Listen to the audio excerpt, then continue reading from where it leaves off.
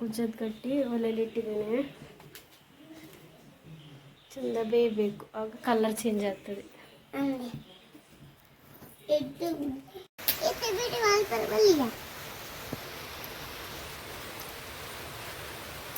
ಮಳೆ ಬರ್ತಾ ಉಂಟು, ಮಳೆ.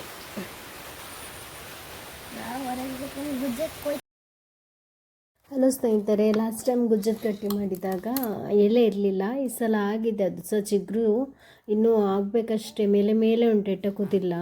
ಹಾಗೆ ಗುಜ್ಜ ಇತ್ತು. ಇದು ಸ್ವಲ್ಪ ಒಳ್ಳೆ ಇತ್ತು. ಮೊನ್ನೆ ಸ್ವಲ್ಪ ಅದೇನೋ ಅಷ್ಟು ಒಳ್ಳೆ ಇರಲಿಲ್ಲ.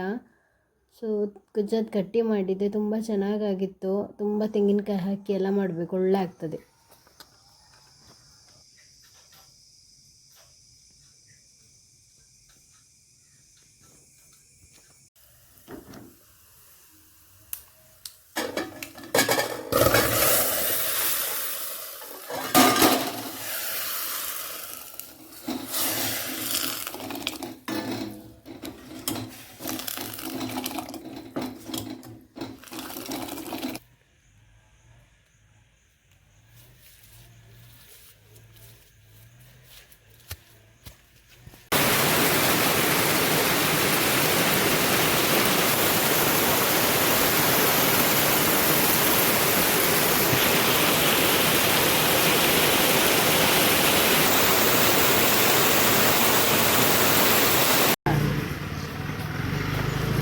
ಬಾಯ್ ತಾನು.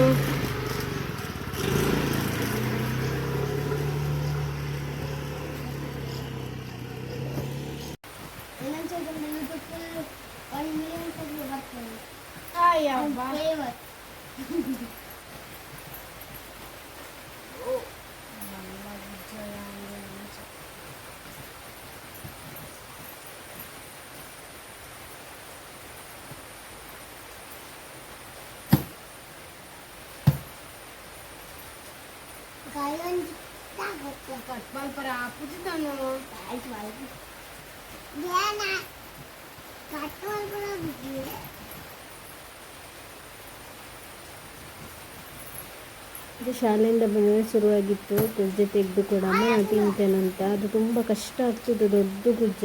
ಕಷ್ಟದಲ್ಲಿ ಒಂದು ಅರ್ಧ ಸೇರಿ ತೆಗೆದಿದ್ದೆ. ಅಷ್ಟೊತ್ತಿಗೆ ನಮ್ಮ ಮನೆಯವರು ತೆಗೆದು ಕೊಟ್ಟರು, ಕಟ್ ಮಾಡಿ ಕೊಟ್ಟರು. ಇದೇನ ಗುಜ್ಜ ಎಲ್ಲ ಹಾಳಾಗಿತ್ತು, ಒಂಥರ ಬಾಡಿದಾಗಿ, ಬಿಸಿಲಿಗೆ ಏನೋ ನೋಡಿ ಕಲರ್ ಹೆಂಗಾಯಿತು. ಹಸಿರೋಗಿ ರೆಡ್ ಆಯಿತು.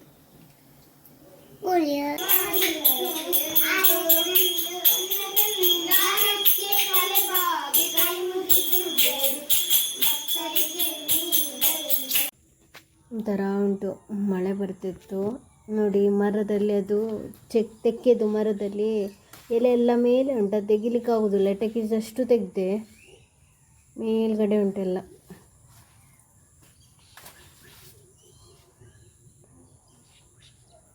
ಗಟ್ಟಿ ಮಾಡಬೇಕಾದ್ರೆ ತುಂಬ ತೆಂಗಿನಕಾಯಿ ಜಾಸ್ತಿ ಹಾಕಬೇಕು. ಸಣ್ಣ ಸಣ್ಣ ತೆಂಗಿನಕಾಯಿ ಕೊಯ್ದು ಸಾಕಬೇಕು. ಅದು ಅಲ್ಲಲ್ಲಿ ಸಿಗಬೇಕಾದ್ರೆ ತುಂಬ ರುಚಿ ಆಗ್ತದೆ ಗಟ್ಟಿ.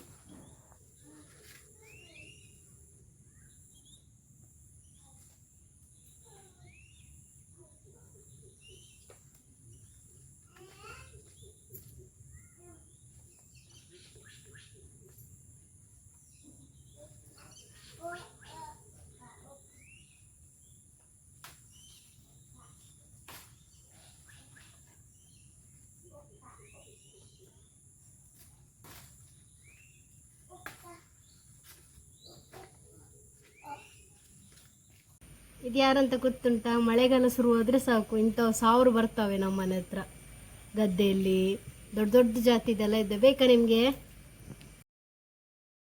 ಲಾಸ್ಟ್ ಟೈಮ್ ನಮ್ಮ ಕುಟುಂಬದಲ್ಲಿ ಒಬ್ಬರದ್ದು ಸೀಮಂತ ಅಂತ ಹೇಳಿದ್ದೆ ಅಲ್ಲ, ಅದು ಸೀರೆಲ್ಲ ಕೊಟ್ಟಿದ್ದೆಲ್ಲ ನಾನು. ಅವರದ್ದು ಡೆಲಿವರಿ ಆಯಿತು, ಗಂಡು ಮಗು ಆಯಿತು. ಅದೇ ಒಂದು ಖುಷಿ.